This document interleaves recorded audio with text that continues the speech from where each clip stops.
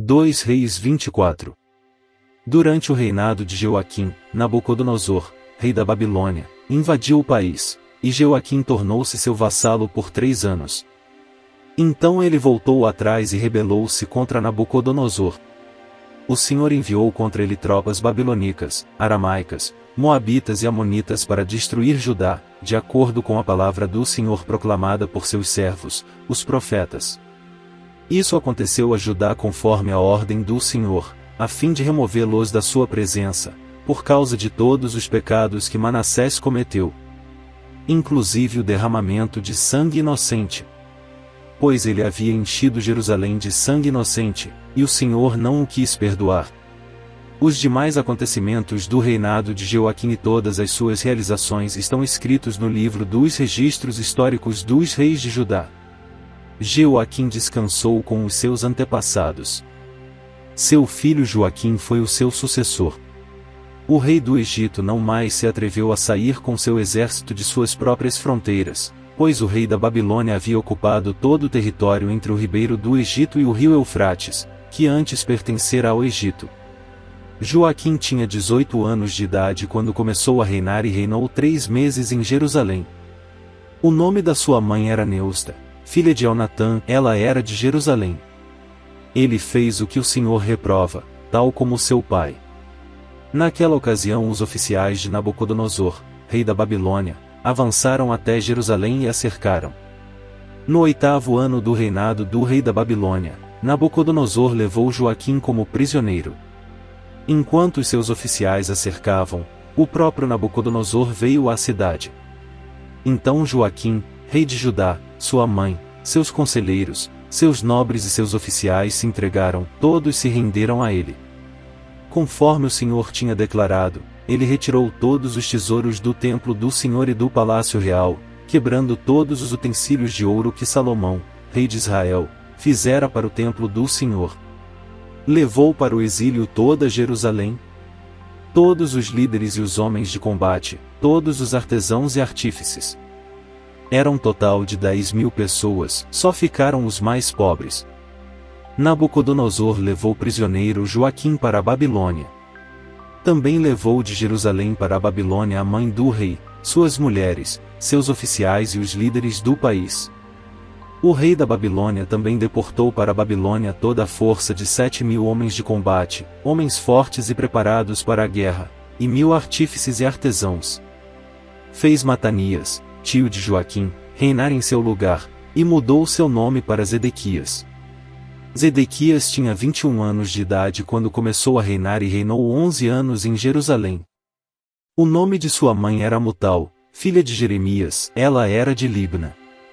Ele fez o que o Senhor reprova, tal como fizera Jeoaquim. Por causa da ira do Senhor tudo isso aconteceu a Jerusalém e a Judá, por fim ele os lançou para longe da sua presença. A queda de Jerusalém. Ora, Edequias rebelou-se contra o rei da Babilônia. 2 Reis 25. Então, no 9º ano do reinado de Zedequias, no 10º dia do 10º mês, Nabucodonosor, rei da Babilônia, marchou contra Jerusalém com todo o seu exército. Ele acampou em frente da cidade e construiu rampas de ataque ao redor dela. A cidade foi mantida sob cerco até o 11º ano do reinado de Zedequias. No 9º dia do 4º mês, a fome na cidade havia se tornado tão rigorosa que não havia nada para o povo comer. Então o muro da cidade foi rompido, e todos os soldados fugiram de noite pela porta entre os 2 muros próximos ao jardim do rei, embora os babilônios estivessem em torno da cidade. Fugiram na direção da Arabá. Mas o exército babilônio perseguiu o rei e o alcançou nas planícies de Jericó. Todos os seus soldados o abandonaram. E ele foi capturado. Foi levado ao rei da Babilônia, em Ribla, onde pronunciaram a sentença contra ele. Executaram os filhos de Zedequias na sua frente, furaram os seus olhos, prenderam-no com algemas de bronze e o levaram para a Babilônia. No 7º dia do 5º mês do 19º ano do reinado de Nabucodonosor, rei da Babilônia, Nebuzaradã, comandante da guarda imperial, conselheiro do rei da Babilônia, foi a Jerusalém. Incendiou o templo do Senhor, o palácio real, todas as casas de Jerusalém e todos os edifícios importantes. Todo o exército babilônio que acompanhava Nebuzaradã derrubou os muros de Jerusalém. E ele levou para o exílio o povo que sobrou na cidade, os que passaram para o lado do rei da Babilônia e o restante da população.